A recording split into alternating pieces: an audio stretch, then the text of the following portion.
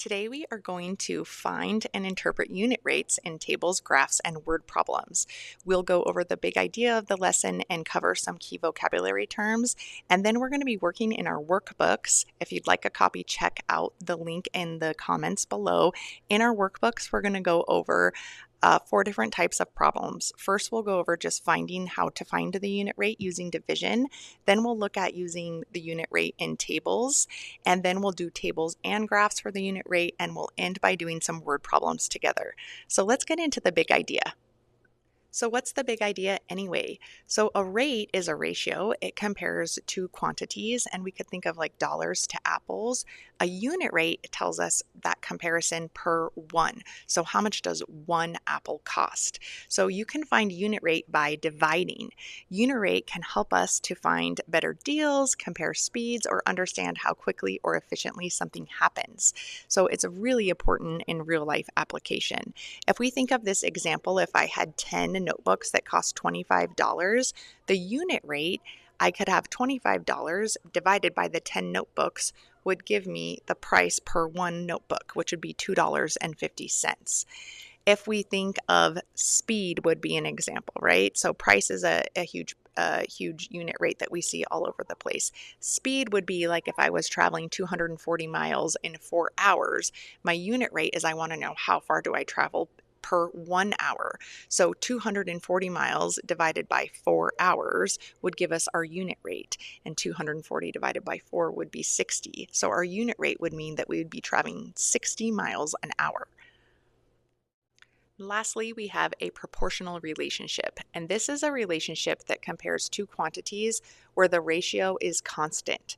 So we know that a ratio compares two quantities, and a proportion shows us that those two ratios are equivalent, that they represent the same relationship.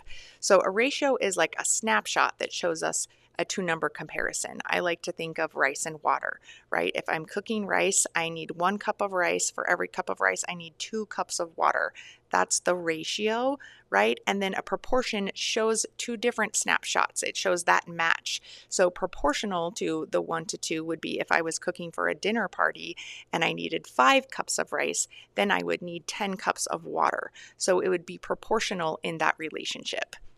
Now that we're done going over our vocabulary terms, let's get into some practice. So we're looking to find the unit rate, and we're using division to do so.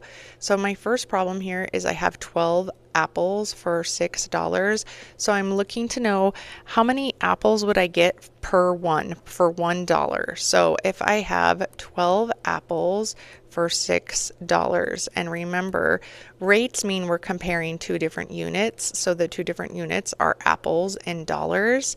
And then I set this up as a ratio 12 to 6, which is a fraction, and all fractions are division problems. So 12 divided by 6 equals 2, which means I'm going to get 2 apples for every dollar that I spend.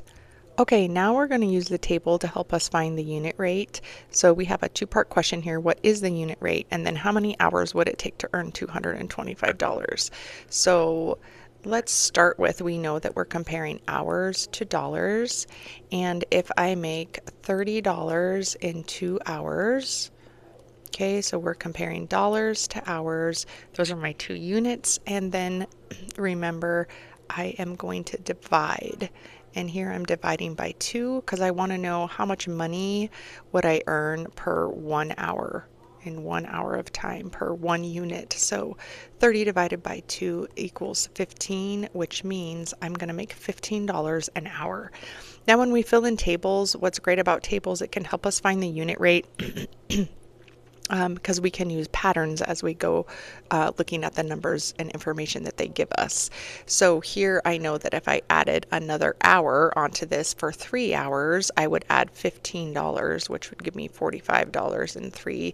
And then I add another hour to that, and I can check my work.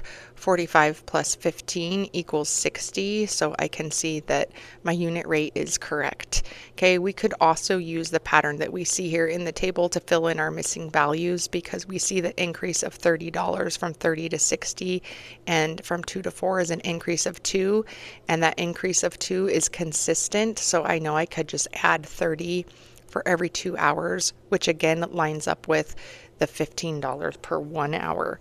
And so in 6 hours, that means I would earn $90. In 8 hours, I would earn $120.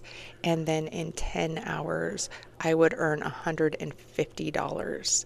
Okay, and the question is asking if I earn $225, how many hours would that take? And so here we can simply set up 225 divided by, I know that I earn $15 an hour.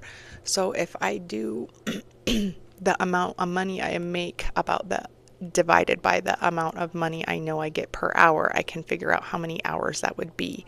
And so 225 divided by 15 equals 15. So it would equal 15 hours. It would take me 15 hours to earn $225.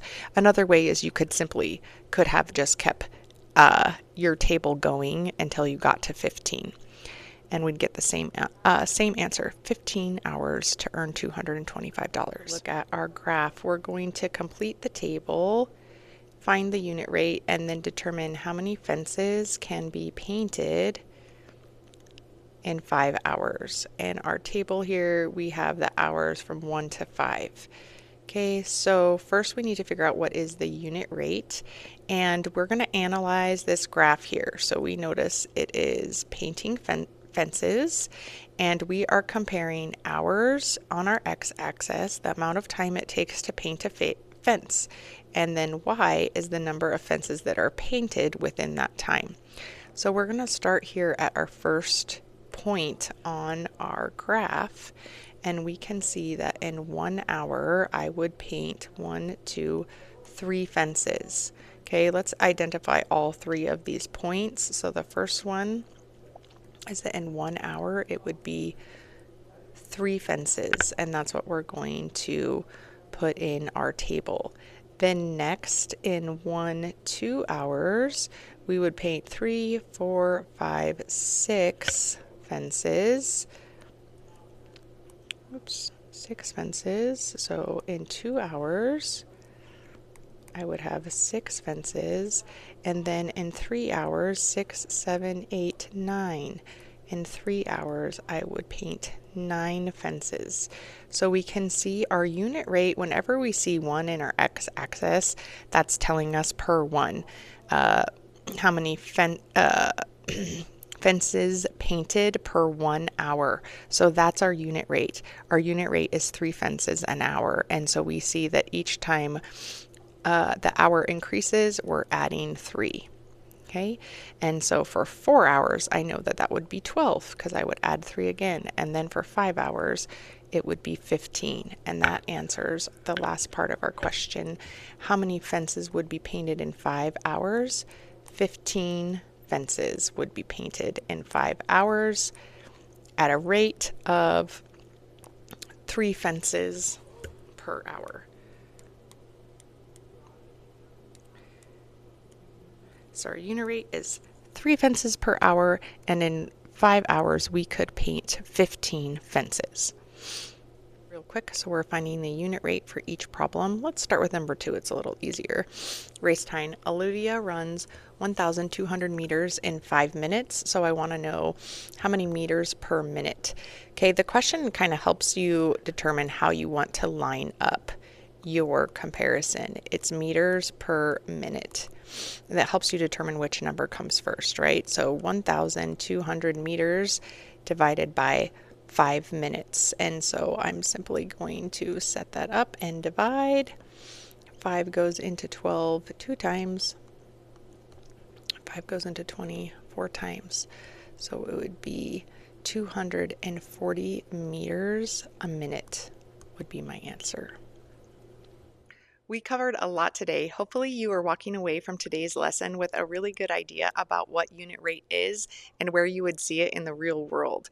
Remember that unit means per 1. So since it's a rate, it's also a comparison. And really the building blocks for understanding unit rate are understanding ratios. So if you haven't already, check out these videos on ratios. Thanks for watching, and we'll see you next time.